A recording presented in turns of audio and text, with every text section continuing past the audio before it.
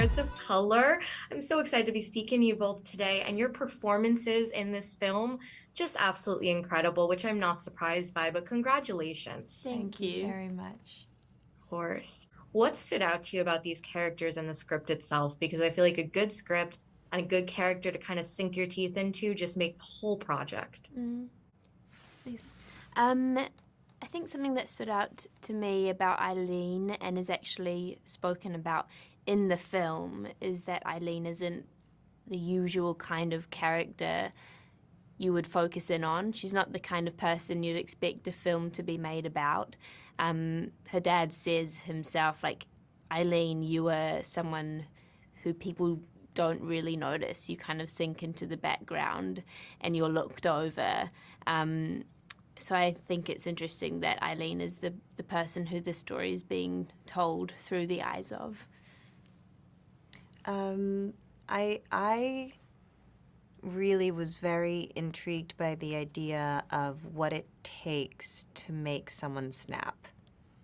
Like, Good one. what's the thing? And, you know, I think that it kind of leans into the nature versus nurture debate. Who would Eileen have been in a different family, in a different time, in a different place? Who would Rebecca have been in a different family, different time, different place? And that watching Eileen, kind of the idea that to step into yourself, to create the life that you want, might mean committing acts that you never thought yourself capable of. I was very, very intrigued by that. And then I'm also very interested in the idea of kind of the toxicity of glamour. And and kind of the idea of power and toxicity, and Rebecca was a great way to explore that.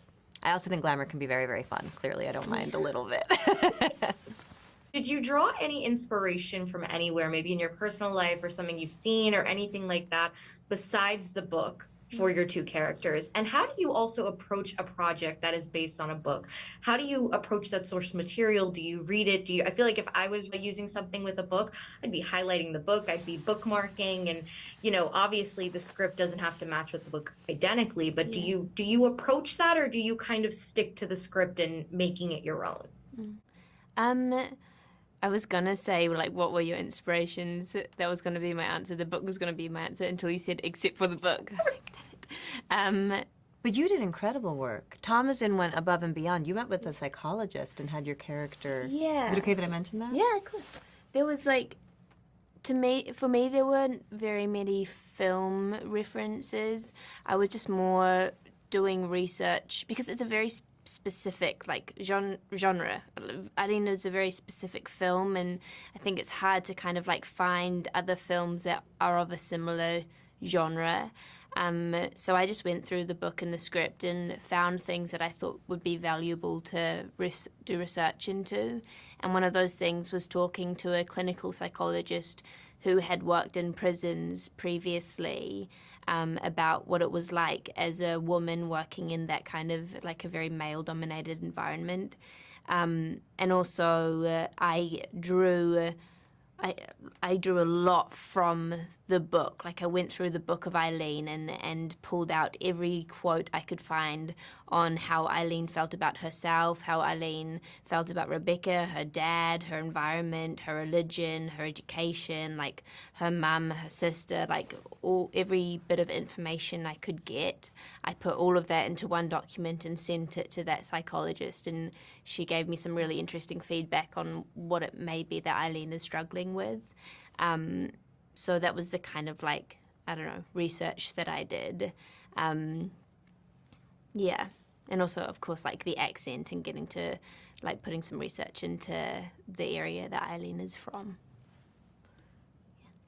And I loved that. Like clapping for you right there. No, I That was know, amazing. right? No, when we started the rehearsal process and you mentioned that you'd had your character sort of psychoanalyzed, I was just like, that's so smart. That's it's amazing. Just so interesting. Like, that's another thing that really drew me to doing this project, is that Eileen is such a complicated character, and she was just such a it's such an amazing opportunity for me to do a lot of, just like, to go really deep into a character's mindset.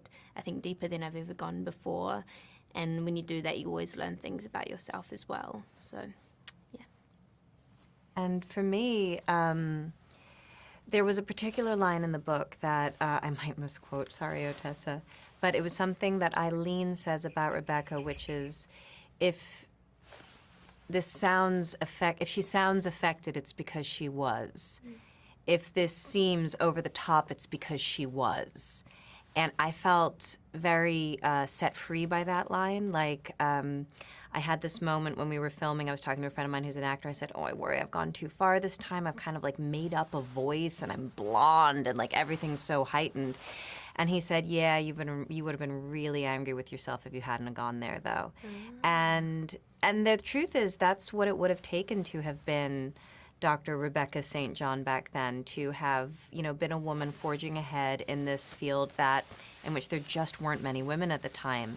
You sort of have to be someone that larger than life in order to create space for yourself. But I think with that comes a certain amount of self-obsession, self-regard, self-belief.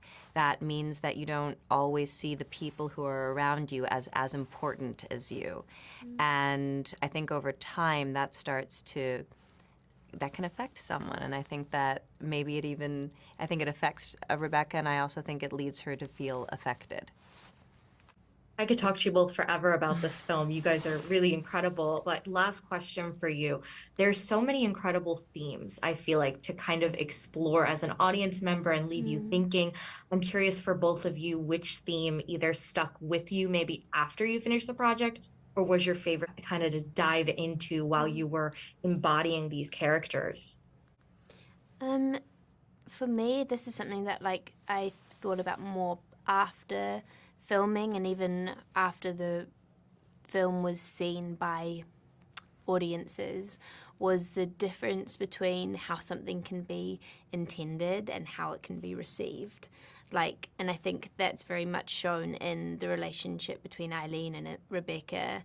Eileen's world is full of so many fantasies, and she's not a very reliable narrator, and she receives Rebecca's actions or behaviours in a very different way than I think Rebecca intended them to come off as. So, yeah, I thought that was quite interesting. For me, there's that phrase, love makes you do crazy things. I don't particularly believe that. I think that it's kind of a misuse of the word love. But so I'd say the theme is rage has to be dealt with. Ooh, I like Good that. one. Oh my gosh. That's like the perfect way to end our interview. Thank you so much.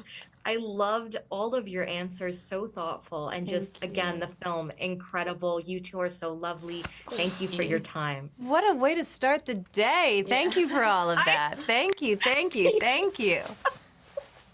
Great rest of your day. Enjoy the week. Thank you so much.